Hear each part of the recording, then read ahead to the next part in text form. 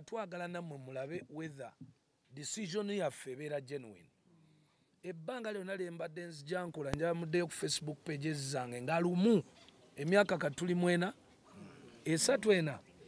esatu nga lumu emyaka esatu emabega ena mukebere comments eziriko zonna 85% ziwagira ebintu byembeera njogedde decisions kwemba nvudde okwawadinga omuntu kitegeeza nti munninamu kati obwesigwa obuholdinga award n'engabe ebiriyo sigamba nti nja kuwa Jose Chameleone olwokuba mukwano gwange no nti oba tuli ba legend no naye envayo neŋŋamba nti gundi tewakoze bulungi kubanga ABCD gundi wakoze bulungi yongeramu so kwe kuvayo nenkola idea ey'ennyumba tugenda ngenda kugulayo twakkirizigana ne ttiimu yange tugenda kugula ettaka bwe tunaba tuguze ettaka eryo mu mwezi ogwokusatu oba ogwokuna tujja kuyita amawulire tubatwale ku ttaka bwe tuvaayo tukole plan tuyite bannamawulire tulonkinge plan eri openly widely mu area emu mu fence emu mujja mubaamu ennyumba 4 so buli mwaka tujja kuba tuzimbamu ennyumba ki emu so tujja kuba ne ba sponsors baffe abatusupporting okusobola okuzimba ki ennyumba then tujja kuba ne media house egenda okufollowinga ekintu ekyo everyday so amayumba ago gajjanga kuweebwa ng'ennaku z'omwezi 2 awaadi tusalawo nga lumu then omuntu oyo n'agenda either ew'omukulu yenna kubanga omukulu ajja okusookera ddala okubeera important abantu okumanya nti bino biri genuine ajja kuba mukulembeze w'eggwanga nja kimuweereza ekyapa n'ebiwandiiko omuyimbi gwe mwalonze gwe twakkiriziganyizaako eggulo avuga emmotoka agende omukulu wamuyita balye kalanki amukwasa ebibyasayininga epepawaaka afulumeyo n'ekyapa ffe tetugenda kusooka kukola mikolo kubanga emikolo si kyekikulu twagala okulaba can musicians wake up in the morning bacompeting bakula ebintu ebipositive eneeyisa enyambala tulwanyise endwadde tulwanyise ebiragalalagala kubanga bw'oba oli mulagalalagala tosobola kuyisinga nnyumba eyo example ebeera nkyamu tulabe wano abayimbi nabagamba dde emyaka gye nzize mbagamba ku nsonga z'ebiragalalagala mwalowoozanga nti nsaaga naye tudde olabira ddala omuntu eyalibadde successful nga obulamu bwakola ki bwagaana ate tebiri mu bayimbi mwokka mugende mu masomero gaffe mutunulire ebintu ebikyamu ebikolebwa so awaadi eno omuntu wabanga amanyi nti nno avaluinga eggwanga lyaffe avaluinga entertainment industry kubanga entertainment industry esobola okuemployinga abaana abato bangi so we have to live by example we have to show them the right direction tulina obalaga directions ki entuufu ffe bazadde tulina okubaakubamukko ku kibooko sinolwekyo awaadi tugenda guno gwe mwaka ogusembayo ng'omuntu tafunye enju mu January ono but mugirinde list egenda kujja nga bwebadde ng'ejja mwalaali ekinayawukanako ku mwaka ogujja 60% decisions will be made by the panel 40% egenda kudda eri abantu nga abantu baweereza message olinagana naye mbutuufu bafana yasinze noweereza message yo eyinza okukyajingako nusu 10 ki lumu naye nga mu kuweereza bafanawo indirectly nawe oyagala bafana yabaafuna ki enju so bannayuganda mujja kubeera ne responsibility ewa omuntu akoze ennyo ennyumba kiri tangible waliwo emyaka kati waliwo emyaka nga kikiba gye yayimba ennyo obutuufu omukazi oyo teyali badde ng'ali kati yadde jeefu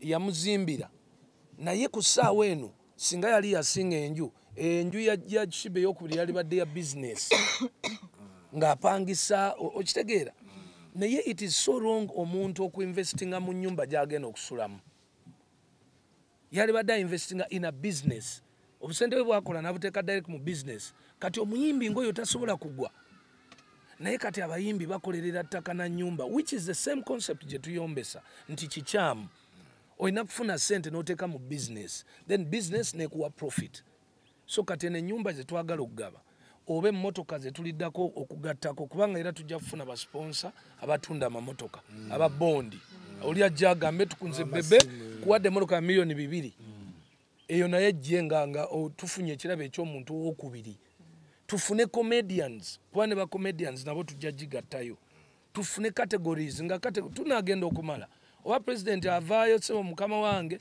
oba naavaayo nonyongera ku birabo n'abalala ne bafuna ebirabo kuba we have very good comedians mukiraba nti kati comedy ya substituting a music mu Uganda you can watch more comedy shows in the week than watching more concerts so also that sector tugikoleji tugisitule tugiongere maanyi era wenvayo okwebaza Alex Muhanji ne Salvador akiwanvuyiza beyond Uganda musiba mulaba then Muhanji has kept the tab going akikwatiridde era mbayitayo mwenna babeera mwe ba corporate bikimugendeeyo buli lwakune oba lwakusatu ewa Muhanji support okay so mbasuubiza nti no chapter eya awards za Uganda egenda kukyukira ku bebe ku list nga papa seriemu twagala ebintu ebiri tangible mulekerawo tukuba ebigiraasi n'obubaawo baawo kubanga waliffe tutekamu nnyo manya America tebakikolanga aba South Africa tebakikolanga aba Nigeria tebannaba but how about Uganda doing one of the most important things first in the world lwaki tulinda aba Nigeria n'aba America okugaba amayumba ffe tugagabe tubalage value so ebisingakaawo bijja kujja naye tondeka ekiwatule ng'ennaku z'omwezi 26 ensonga lwaki amayumba ago galibeerako obukwakulizo obutono bannange baganda bangenda kiddamu bagambe nti awards zino ziriwo ku building a music industry ya Uganda positively not negatively omuntu wobeera mu award eyo n'ogenda odda ku Ssaabasajja Kabaka n'omuweebuula n'ogenda odda ku mukulembeze w'eggwanga n'ovuma n'oweekola n'ogenda ku TikTok ne weeyambula ebipaati by'ekyama those are not codes for building this music industry ffe tetugenda kulimba tugenda kusaba obuntu butono obukwakulizo obutono ate nga omuntu yenna asobola obwebeera kuba bwe tukwatira ekintu ng'ekyo netukwasiza property ya billion probably okay tuba tukwasiza obwesige Uganda abantu bakuwadde bwesige bazaala abaana bakugamba tubeerere role model waki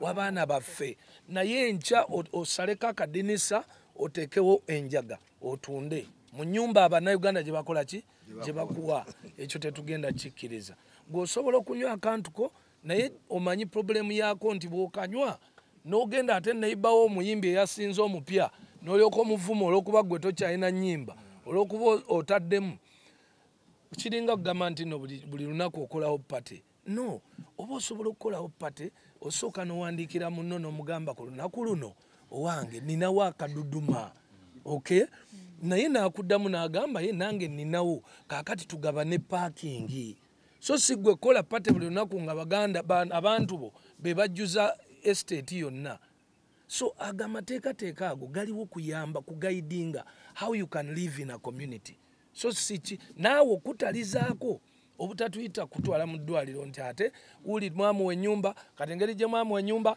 kaakati mumujjanjabe n'omujjanjaba kubanga yanywedde amafuta ate yeekubye kino no so tuba tujja kuwaayo emyaka gyaffe 2 nga tukugamba kyusaamu emyaka egyo bwe giggwako ng'ogaanye okukyusa nga weekola ebintu nga public ebiraba bituswaza kuba jjukira ffe bwe tusigala tukuwadde nga tukyalimu omwo tukyazimbamu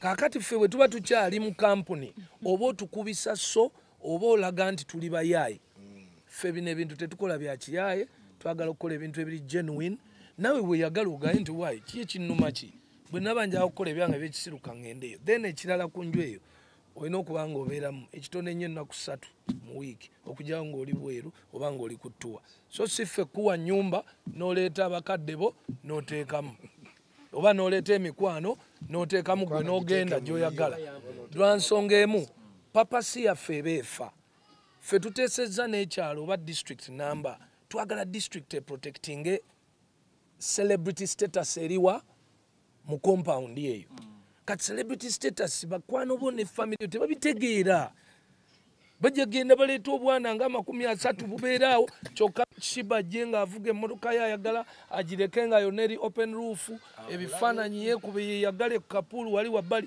kyokka nga wali obwana buyiriba buteeka kazambi mu maaso bukola kyo olw'okubanga waleetawo family.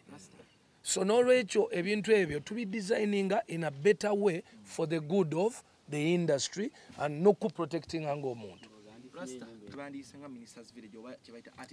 Exactly. But case in point, Bebe Kulu wawangula wadi y'omwaka guno. Sahana yawangula ey'obuddako nga bombi ba neighbor. Tebeyagala. Lwaki bonna bateeka mu fuki? Kakati ebimu ku bye tuzimba mu nsi ebyo byebyo. Papa coherence okubeera together. Ffe kati tuba tubawadde an opportunity where they can meet and talk and reconcile. Kyekisookera ddala. Secondly, tuba tubawadde opportunity omu okulabira ku munne oli abeera waati. Nze nina abayimbi bangi abeebuuza omusajja oyo naye abeera waati. Naye buli ajja mu maka gange akyusa endowooza. Kubanga alaba nti Bebe Kulu yakomye ku geeti bwayingira munda nannyini maka yaani yezuwena mwena nga bannamawulire mu kirabi. So waliwo bye bayiga by'oyiga ng'olabye munno bw'abeera n'omanya nti gundi yeekusa mukaaga baba beebase. Ffe lwaki tukuba endere paka ku makya owange gundi nga takyayambala mpale za bituli. So ekyo kijja tuyamba coherence. Then also waliwo ebintu bingi nnyo ebisobola okujjiramu. Kampuni nyingi nnyo instead of ogenda okunoonya kinoomu bajja mu kifo kimu. Naga nti nze njagala bali abayimbi ba Rasta bali organized mulimu abakadde 4 years ago n'abapya. Then maximally obuntu obwo tujjanga kukola nga bwa 4 houses. So meaning every after 4 years tukyusa ekifo. Gye tunaasooka oba guddako nga tugenda wa Kololo oba tugenda Naggulu oba tugenda wa so that buli area tugisuulamuko ku big status. Naye nga status ezo ziri protected 100% by both katiringa ekintu ky'okulwala. Then tujja kufuna ba sponsors aba medical insurance. So ng'omuntu bw'asinga ekintu ng'ekyo just asinze enju yokka medical insurance, supermarket, shopping. Tujja kufuna supermarket emu tugigambe ffe shopping y'omuyimbi yaffe esalikako 50%. Aba asinze shoppinga once every week. Nga bw'ogenda okugula ebintu byakakadde oteekayo emitwalo ameka 5. Kati gavumenti tugisabe amasannyalaze amazzi mutuleke support the industry. So omuntu yenna abadde asasula amasannyalaze n'amazzi nga muyimbi ayimbye nnyo afataze okusasula amazzi n'amasannyalaze. So the fruits behind that twabitunuliranga bintu bingi nnyo. Okay? Evidence ku side yo. Naye gwe okuba awaadi ng'ekuggyemu olw'okuba onywa enjaga nga ne public emanyi nti onywa enjaga nga ne kubivuga ogendayo ng'onywa enjaga nga ne public erwanyisa enjaga toyina credibility. Ekyo njagala kikugambe. Toyina credibility yonna era abantu bajja kugamba gwe mukyamu. Because z'abantu si basiru. Then number 2 njagadde nnyo ekibuuzo kyo kubanga ekintu ekyo kyannumanga nnyo ebiseera ebisinga. What plans do you have for the artist who has not won? Kubanga usually bwe wawaadinga abantu omuntu omu abantu babeera ne kino ekintu ekirowooza nti abalala si balungi si bakabi. I suffered that myself. Kamiri nanfuukira Jose Chameleon. Naye nga ate nagukubanga omuziga nga nange enamba y'abafaani ngikola ki njirabe ekkiriza n'okuba zi fire anthem n'ojja ne bawaamu Bobby. N'okuba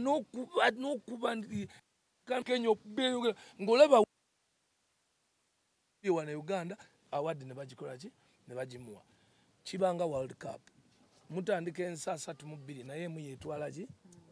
So work harder next time. Naye ate tekitegeeza nti you're not good. No. Oli abaakusinzeko time eyo abeerako n'akantu. Gye tunaaba tugenda okukoma ffe tujjanga kunnyonnyola kyovula mu Bebe Kulu list tosangamu era design yayo terikyuka.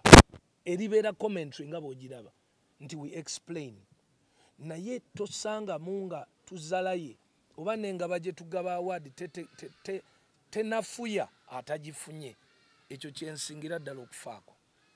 Naye Katonda bw'anaagenda ng'atwongera ba sponsors tujja genda nga twongerako for example omuntu abazzeeko ne bw'omuwa emmotoka n'omuwa ne camera recordings videos ez'obwereere 5 omwaka nga just yakima bukimiki kamera.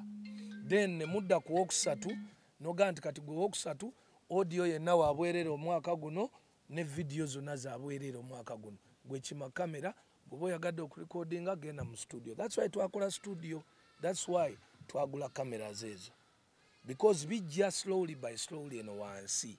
Kati buli muntu bw'omusupportinga indirectly kiri kivaawo, okitegedde. Naye nga bw'omanyi competition mu life si ffe tusalawo. Omuntu tayinza kuweereza message n'agamba Bebe Kulu ne Kiba be basinze era alondako ki omu. Awarding is awarding. The best person has really worked so hard. Also tulina okwencouraging abantu okukola so much hard. Kubanga bw'okidibaala nsinga n'alilawuza ajja kujja agambe ebyo. No, we have seen how much these kids have worked so hard. Besides these guys abaliwo bano mu trend ya today, mwe temumanyi naye ffe twatoba.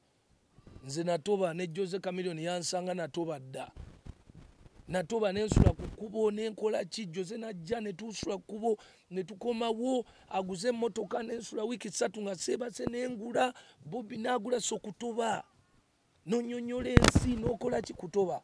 Kaakati bw'ojja n'olowooza nti omuntu ataakola bintu ebyo naye asobola okubeera equally awarded. They can be awarded but not equally. So that's why even nature and reality is awarding Bebe Cool, Jose Chameleone and Bobby Wine differently. Ochiraba nti no, we have been awarded by life, not by individuals. So eyo extra point ya hard work eyo ye deserving reward. So nze nvuddeyo nti manyi nti sincerely speaking a very hard working artist. Kati look at Spice Diana, sincerely speaking. Spice alwanye. Spice yajja nansaba kino kankibagambe.